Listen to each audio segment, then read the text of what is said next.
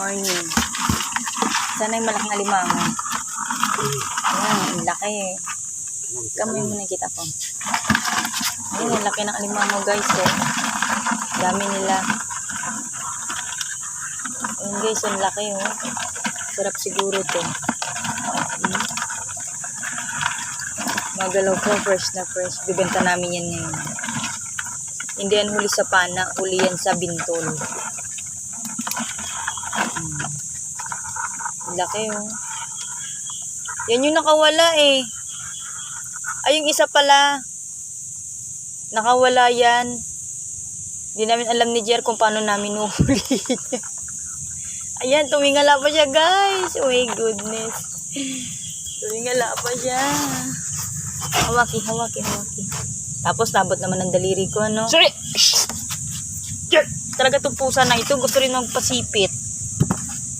Okay, siya laki oh. Wala tong anuhan.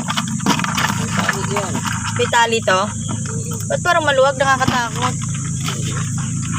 Itong isa may tali ba? Yung tali niya yung sapatos ko. Ito. Baka naman mabot ang daliri ko.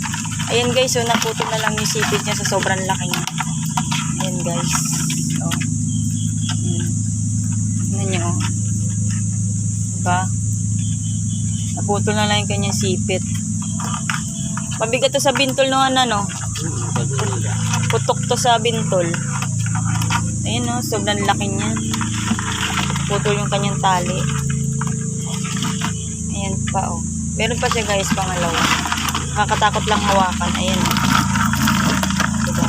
Mahal yan ngayon ng alimango. Magkano isang kilo nito, Han? 350. Ha? Yung ganyan lalaki, 350 yan. 350 na to?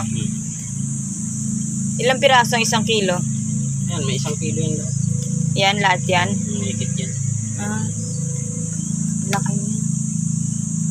Mataba ang haligin nito. Sigurado. Mataba yan, gawa ng ano yun.